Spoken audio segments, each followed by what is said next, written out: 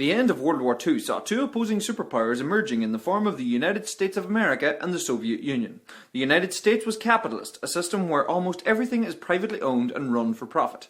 The Soviet Union was communist, a system where everyone owns the means to create a commonwealth, all based around a central ideology. After dealing with Nazi Germany, these two superpowers sought to spread their influence throughout the world, and thus the Cold War began. The Cold War wasn't a direct war, but a series of proxy wars and decades of intimidation, propaganda, and espionage. Germany was occupied after the war. The Soviets controlled the area around Berlin, but not all the city itself. There were already tensions between the Soviet Union and the Western Allies, as they felt threatened by each other and feared for a new war. British Prime Minister Winston Churchill declared that an Iron Curtain had descended across Europe. Soviet leader Joseph Stalin didn't like the idea of West Germany regaining any former power, so in 1948 the Soviets blockaded the western sections of Berlin to force the other Allies to give them control of the whole city. It didn't work, as the Western Allies airlifted supplies in. In 1949, NATO was formed to strengthen the Western Allies. Germany became divided into East and West, as was Berlin itself. Stalin wanted to be in control of the countries on Russia's borders to ensure security. Because of this, the Soviet Union claimed the states it had invaded during the war and established communist regimes within them. Stalin set up secret police within these regimes to crush opposition swiftly. Yugoslavia had been expelled by the Soviets in 1948 but remained its own communist state. Propaganda was spread by East and West to subvert their enemies. The world had been divided into East and West. United States President Harry Truman sought to contain the spread of communism by funding regimes under threat of a communist force. He also set up various bodies and organizations to effectively defend United States interests. A new communist power rose in the East in the form of the People's Republic of China in 1949. The old Republic of China retreated to Taiwan and remains there today. Korea had been divided in half after World War II, and both sides claimed to govern the whole country. To help further spread communism, China and the Soviet Union aided the northern government to invade into the south. Loads of United Nations countries came in to defend the south, with USA providing the vast majority of troops. The Korean War was fought to a stalemate. The armistice was only agreed after the death of Joseph Stalin. Korea remains divided in a state of ceasefire to this day. 1953 saw Nikita Khrushchev come to power in the Soviet Union. He openly criticized Stalin's rule and sought to move on to bigger and better things. In response to the creation of NATO, he created the Warsaw Pact, an alliance of the Eastern Bloc countries, in 1955. The United States and the Soviets spread their influence in the Middle East, Latin America, Africa, and Southeast Asia, the Soviets backing groups trying to overthrow the old European colonial regimes. Some countries decided to stay out of the Cold War and not take sides at all. The Soviets quelled any rebellion in Eastern Europe with an iron fist.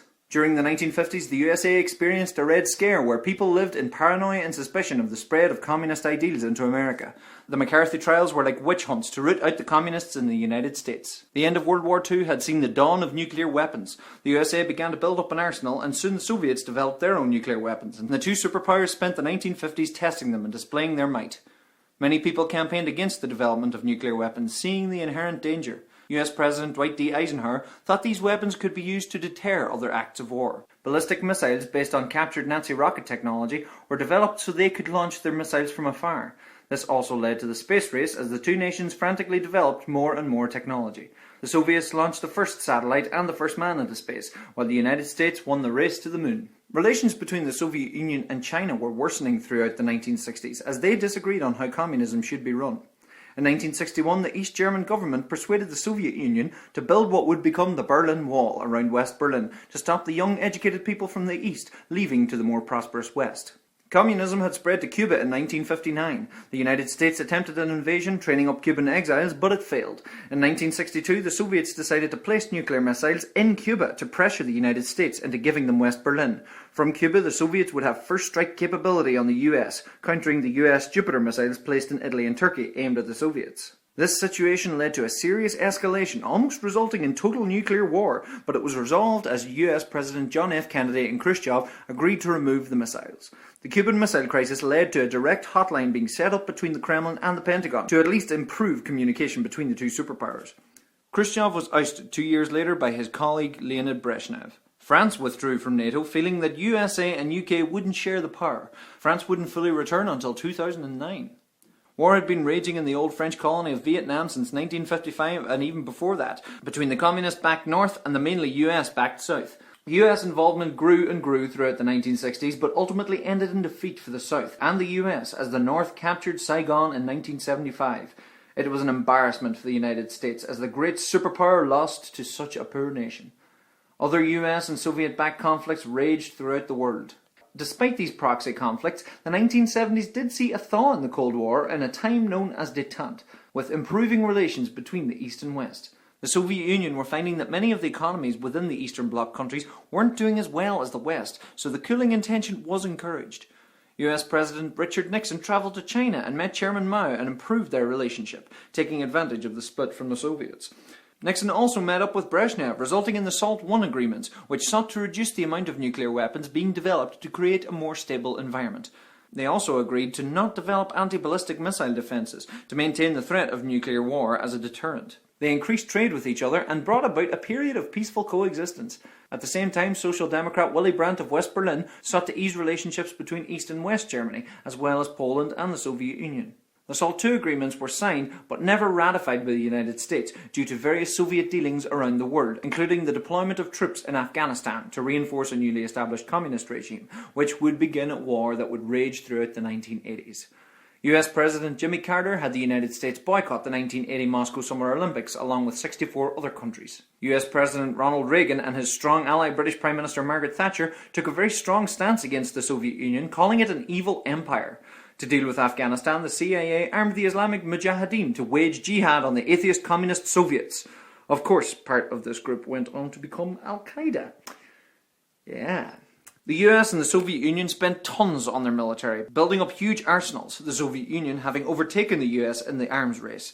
Reagan later claimed, "We don't mistrust each other because we're armed because we mistrust each other." Going against the SALT agreements, Reagan began developing anti-ballistic missile defenses as the Soviet arsenal continued to grow. All the while, Soviet leader Yuri Andropov feared of a US first strike attack. Later that year, a civilian Korean Airlines flight en route from Alaska to South Korea was shot down by the Soviet Union. After initially denying it, the Soviets claimed that it was on a spy mission. The US said otherwise. Times were tense. A few months later, NATO were having a military exercise named Able Archer, which simulated Western Europe going into DEFCON 1, ready for nuclear war. The Soviet Union had been so paranoid of an imminent attack, they believed this could be hiding the real thing and quickly readied their nuclear arsenal. The exercise thankfully ended peacefully, and the world once again escaped thermonuclear war. Phew!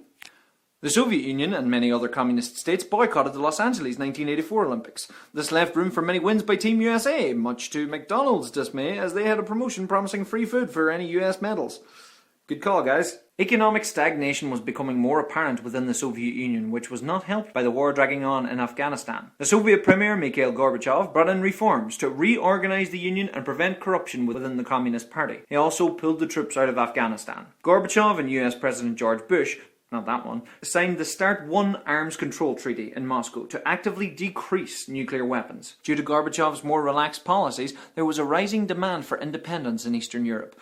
Gorbachev refused to send Soviet forces to intervene, which led to a series of mostly peaceful revolutions. Anti-communist protests happened in China too, but ended in massacre. The Berlin Wall was broken in November 1989, and families were reunited after nearly 3 decades of isolation. On December 3, 1989, George Bush declared the Cold War over. The Communist Party of the Soviet Union itself was banned in the USSR, which led to the dissolution of the Union of Soviet Socialist Republics in 1991.